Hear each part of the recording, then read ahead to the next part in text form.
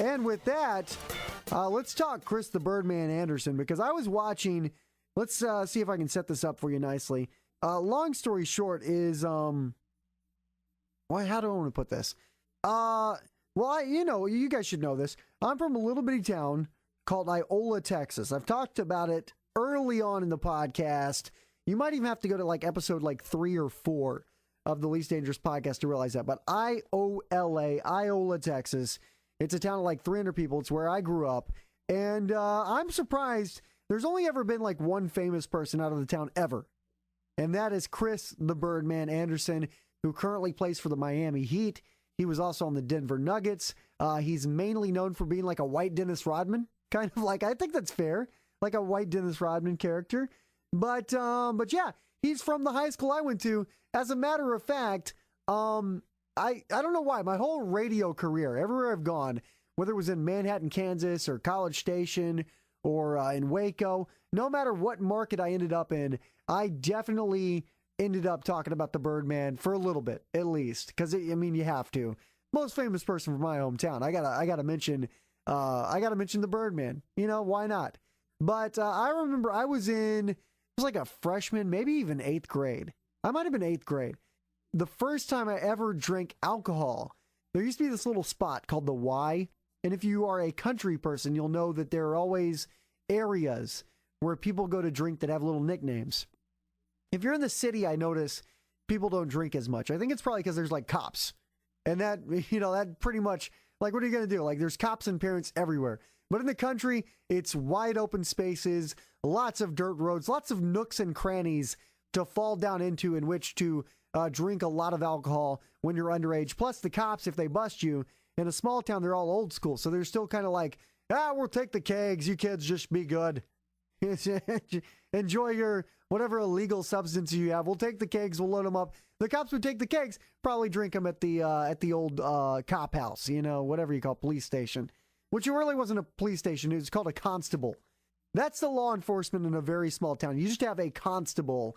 And so the constable would drive around, would steal beer kegs, essentially from minors, drink the beer at the constable's office, and let the minors go free. And also, you never really had to worry so much because, okay, say you're a city person, you're in an apartment, you're having a house party, you get busted, you're underage.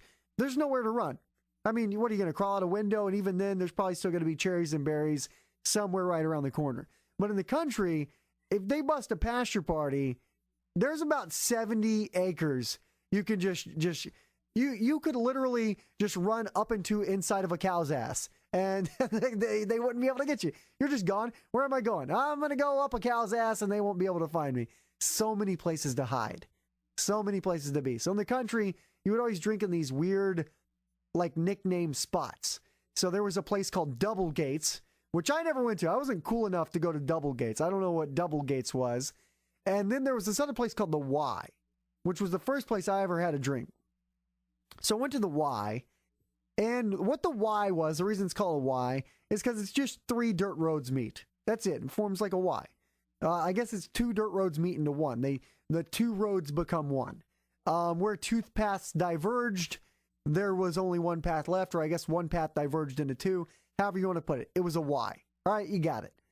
That was the first place I ever had a drink at. And what happened is we went, I was staying at this buddy of mine's house, and he lived about maybe a mile from the Y, and he was inside of the Iola city limits. The Y was down, you had to go down behind a church and walk down this dirt road another mile, and then you were essentially there. So we walked down, sneak out 1 in the morning. You do the thing where you take the sheets and you put it over a pillow and you try to put shoes out and make it look like, oh, he's sleeping with his shoes on. But you try to make it look like you're in there. Maybe you put a tape recorder on that you've recorded yourself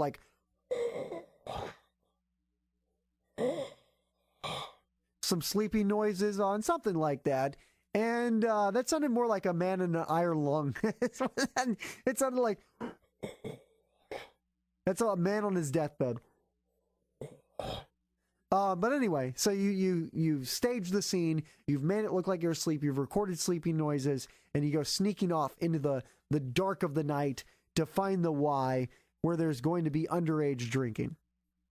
So we go down to the Y. me and my buddy, I'll call him Terry. You guys don't know who he is. So me and my buddy Terry, we go down to the Y and get down there, and everybody sees me like, and here's the thing. In a small town, I was a preacher's kid, a PK, as they called it. So being a preacher's kid, being the first time ever to be somewhere where there's drinking, they were like pretty jacked. They were like, preacher's kids here? This is about to be, we're going to get him drunk. We're going to make this kid drink. So next thing I know, within like 5 minutes, I've got a beer bong like shoved down my throat with Smirnoff Ices. And guess who's dumping the Smirnoffs? Guess who's the guy feeding the beer bong? Chris the Birdman Andersen. Literally fed me my first beer. And he's like 7 feet tall, and he's doing the beer bongs, and I'm trying to take him and be cool. By the way, I didn't do that well. I did the thing where I used to try this trick. I thought I could really do good beer bongs if I did the chipmunk trick, which the chipmunk trick, I only tried twice, didn't work either time. It's the idea that if you just let all the alcohol go into your cheeks and you just stretch them and stretch them and stretch them and stretch them out, and you just kind of fill them like two like water balloons, that you can take a lot more alcohol. And then later on, I don't know what I was thinking. At some point you'd have to swallow or spit, but that's what she said. But I ended up just spewing. That's what happens. My cheeks they're not that stretchy. So it didn't go that far. Next thing you know, I'm spewing, and everyone's laughing at me, including the Birdman. So the Birdman, long story to get to the Birdman, from my hometown, fed me my first beer. I thought about calling Dr. Grant, but I thought he may not share the story with you. He, at some point, for a brief period of time, I'll tell the story and he can tell me if I'm wrong.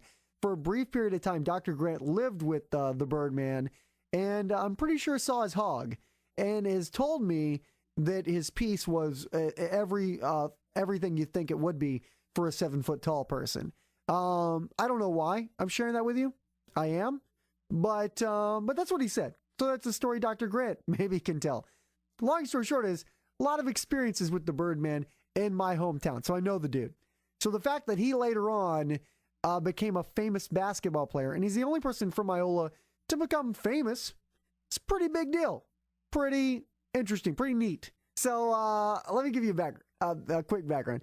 He went to, right out of high school, he got a degree or a scholarship to go play at like this big university in Houston. And then they saw his grades and they were like, well, we can't offer him the scholarship. So he went to the community college that later on I went to, referred to as Blinn College. Everybody called it Blendergarten. Went to Blinn College, became a basketball player, then went to China, then joined the minor leagues in the States, then became a Denver Nugget with a 10-day contract, turned that into a much longer one, and the story writes itself. Next thing you know, he's on the Miami Heat playing with LeBron James. So I was trying to think where I was going with that. Where was I going? This is professional. So anyway, the Birdman, that's how he became who he is today. So whenever I would go somewhere, because that's how he got famous, I would always, in the radio stations, when I was like hosting morning shows and stuff, I'd always play the Birdman Mattress King commercial from when he was on the Denver Nuggets. This was probably his first thing that he ever did, was this Mattress King commercial. So you got to check this thing out, all right? So I played this probably 100 times. Actually, at the beginning of the Least Dangerous podcast, when you hear that guy that goes, I'm Kenny the Blender Rodriguez, he's one of the Harlem Globetrotters. And when I interviewed him in Waco, I did a podcast break with him where I played this Mattress King commercial for him. Because I was like, the Birdman? And he's like, oh, yeah, I know the Birdman. I was like, watch this. And then we watched it and just laughed at the Birdman because this is ridiculous. So this is probably the first commercial the Birdman, Chris the Birdman Andersen, ever did for the Mattress King. It's time to slam high prices with Mattress King's New Year's sale. This is good stuff. Hurry in now and get up to $800 in slamming savings on every... The Mattress King is a huge company in Denver, Colorado. It's massive. It is as big as it gets as far as like local furniture sales go. So anyway, here's this guy. It's a kid at first talking about the Mattress King, but then we get a special guest appearance from the Birdman, and he does what I think he thought was going to be his catchphrase. Simmons, Serta, and Stearns & Foster sleep set in the store. And don't forget to experience the Tempur-Pedic difference at Colorado's Tempur-Pedic headquarters. It's the most recommended bed in America. Take it from me, the Birdman. Get in a good night's sleep. You know that's obviously that's my favorite part. I got to backtrack it just a hair here because it's just so good. Take it from me, the Birdman. Here, let's Tempur-Pedic headquarters. It's the most recommended bed in America. Let's relive this. Take it from me, the Birdman. Getting a good night's sleep at Mattress King is a slam dunk every time. It was like Coco Beware from the WWE show. Remember, nobody beats the king. Nobody.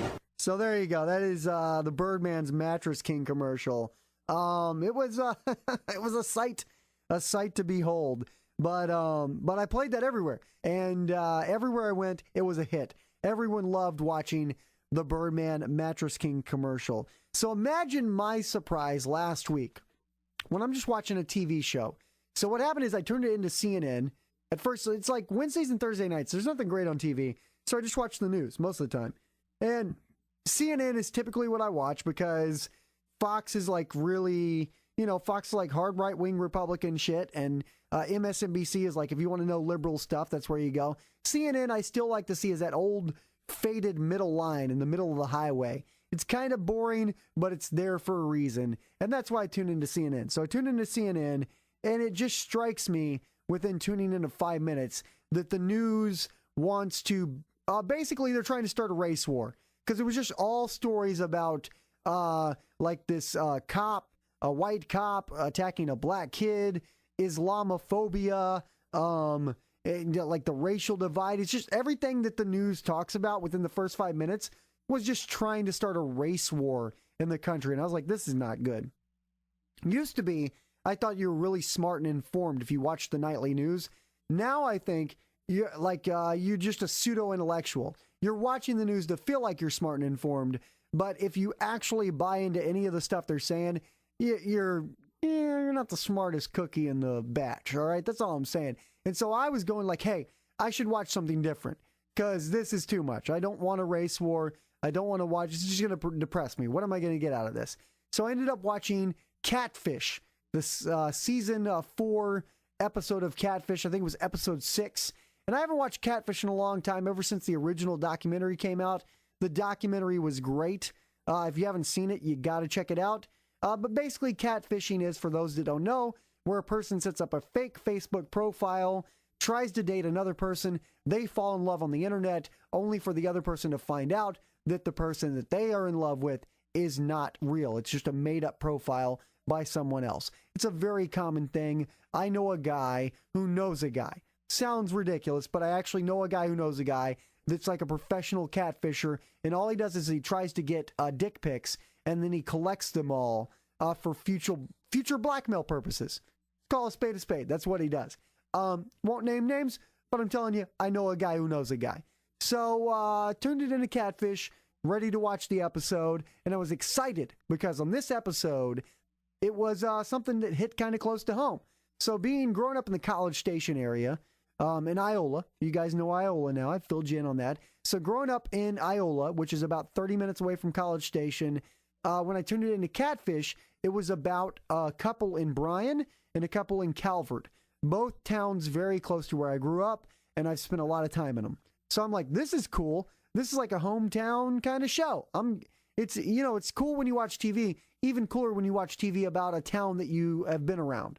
So I was super jacked about this episode of Catfish. So we're locked in watching Catfish. And then out of nowhere in the middle of the episode, as if it wasn't awesome enough that it's about Bryan College Station and kind of the area I grew up in, that was cool enough. But then they go ahead and just complete the whole, they bring it full circle and really get me excited when they start exploring the profile pic of the chick that is catfishing this other guy.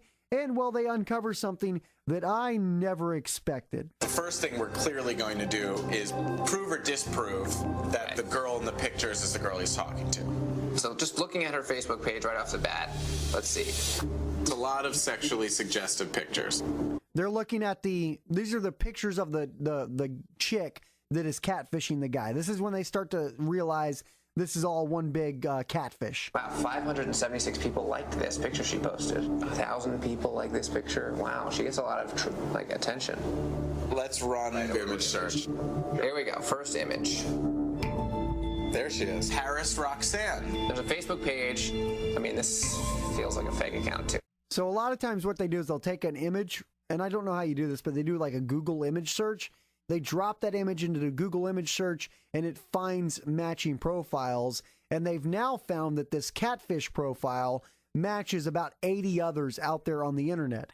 So they're exploring this, and it's just about to get really, really good. It's just tons and tons of pictures. Yeah. Here, look, see more results for Paris Roxanne.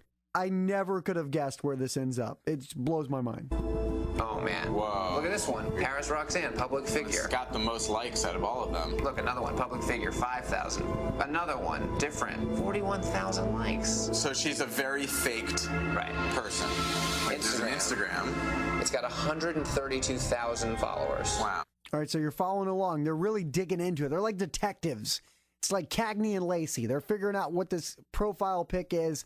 They've now found the original Instagram account of the real person that all these fake catfish Facebook profiles are based on. And that's when it gets really interesting. This looks like a real Instagram account. It's got pictures of her with other people. It's got some videos. Let's do a Google search for Paris Roxanne. Whoa. What is this? The Birdman's Vengeful Ghost. Boom!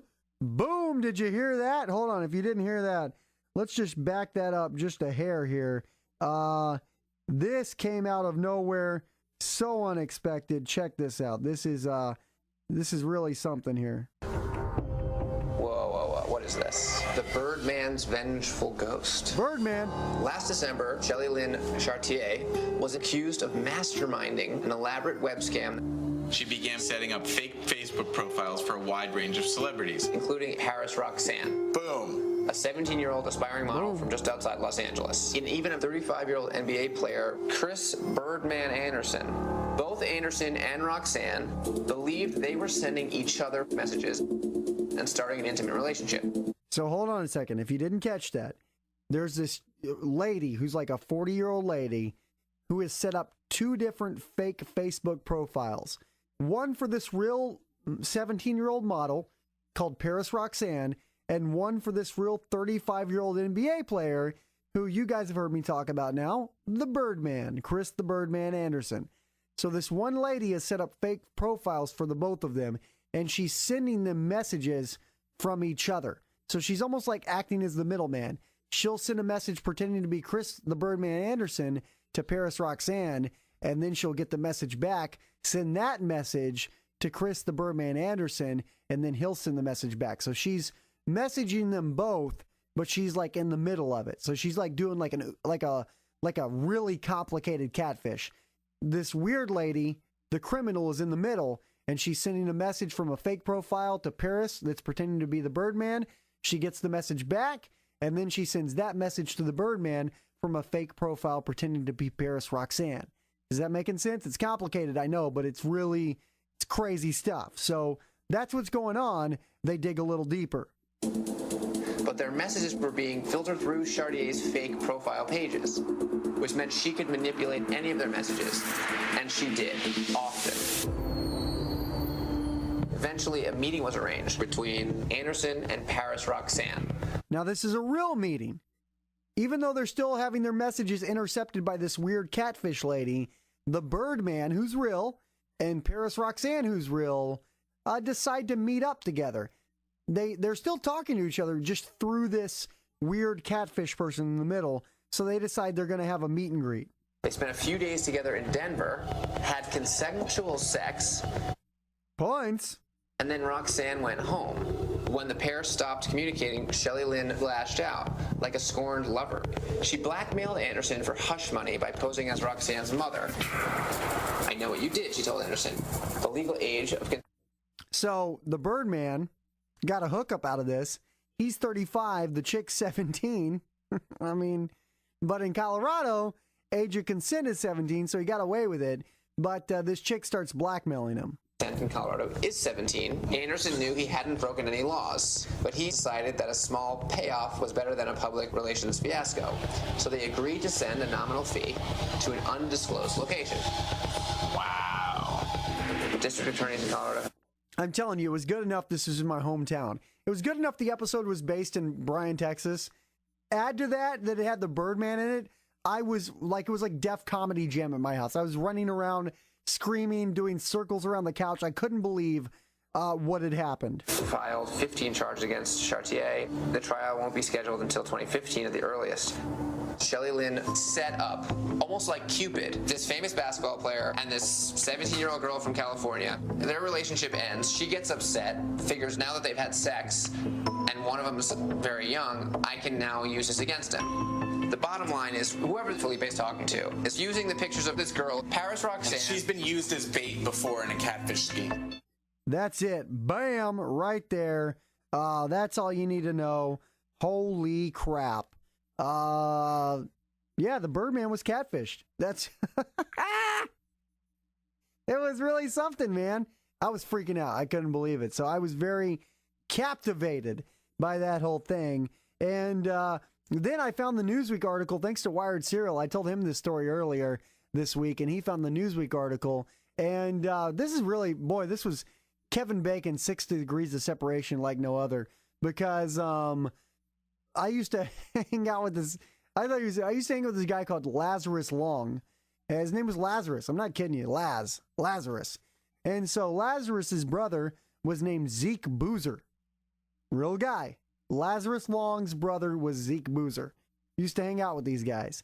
And so then I pulled the Newsweek article, and in the Newsweek article that they wrote about the Birdman getting catfished, there was a quote from the one and only Zeke Boozer talking about Iola, Texas, because this was an in-depth article. So this is how it describes Iola. First, it says Iola was a small, crumbling town, a tiny speck. And this is the quote in Newsweek from Zeke Boozer. Nobody has high expectations here. Either you go to prison or you end up working in the oil field. That's it. That's what they have to say about where I grew up. I'm proud to say I'm not in prison. And the oil field has always been a plan B of mine, though. I won't lie.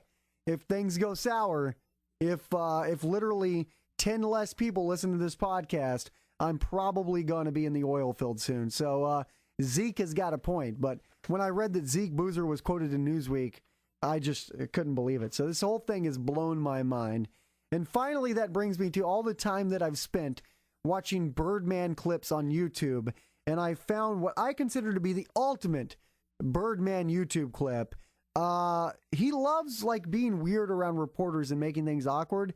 And so this was literally the video on the internet. It's called the best Birdzilla video ever. Check out how awkward the Birdman is with this reporter. Jason here now with Chris Andersen. Bird, I know you missed the last 2 games with the thigh contusion. Before Game 5, Spo said you had limited mobility. What have you been able to do the last couple of days, and how are you feeling? I'm feeling pretty good. The last few days I've been trying to work the range of motion back into my leg. So he's just talking. She's asking him how he's... By the way, I don't know what that background sound is, okay? I think this was a YouTube video that a dude was recording from his phone to the TV while, like, Ice Castles, the Disney movie, was playing in the background. But long story short is Chris the Birdman Andersen, he's talking about an injury, but then he just starts trolling the reporter. I'm trying to get the swelling out. Yeah, and has the swelling gone down pretty good? Let's get in there. Yeah, on a scale of 1 to 10, how do you think you feel? Zilla. I love that answer. On a scale of 1 to 10, how do you feel? Zilla. That's what he said. And we got to hear that again. You got to hear that one more time. Let's try to backtrack this bad boy. Yeah, on a scale of 1 to 10, how do you think you feel? Zilla. Like Birdzilla. Of course, like Birdzilla. All right, let's talk about... By the way, when she said that like Birdzilla, she holds I can't believe I keep having to backtrack this. She holds the mic up to his face and he says nothing, and then she takes it back. She says like Birdzilla, holds the mic up to him. He doesn't even respond. She takes the mic back. It's great. And how do you think you feel? Zilla. Like Birdzilla. No response. All right, let's talk about Game 5 for a second. What was that like for you watching that? The Pacers had 16 rebounds, 21 second chance points, and you not being able to contribute. It was tough watching. But now now we're in game 6. And I'm trying to get my mind right to get out there and compete. Put it into it. Yeah, your mind feeling right now? All right, so much. He did it again. She asked him another question. He's the whole time he's doing this, he's staring at, I'm telling you, he's staring at the camera, dead-eyed, just looking at the camera, not even looking at the chick. She asked him, this is the second time she asked him a question, holds the mic up to his face. He doesn't even respond. This is so good. And I'm trying to get my mind right to get out there. Listen to this question. Listen to the response. Put it into it. Yeah, your mind feeling right now? No response. All right, so much of your game requires energy getting up and down the court. How much do you think this injury may impact your ability to play and get back into a rhythm? Well, Zilla feels no pain, and therefore I cannot allow that to be in my mind He now refers to himself in the third person as Zilla. when I'm out there competing at a high level. You had 12 rebounds in game 2. That was the most rebounds you've ever had in a Heat playoff game. What's it like going up against this very physical Pacers front line? Well, that was 4 games ago, and tonight is a new night. And it's my duty and my job to stay out there and get on the boards. Ah, there you go. I just love his non-responses to her question. So check that out. Maybe I'll remember. I swear I'll remember this. I will do a blog post at some point this weekend where I'll put all the videos up, the Birdman trifecta. You can watch the Mattress King commercial, him getting catfished, and the Birdzilla interview. Actually, no, you're right. I did already put this up. Check out the High Five Top 5 from today that I posted. If you check out the latest High Five Top 5 exploded.com, you'll be able to see all these videos that I played for you. And trust me, it is well worth your time checking it out. So there you go. It is, some Birdman stuff for you. I could not believe it when he showed up in the episode of Catfish I was watching. It was really it's kind of like a gift from the heavens. They were like, here's a gift for you. The Birdman on Catfish.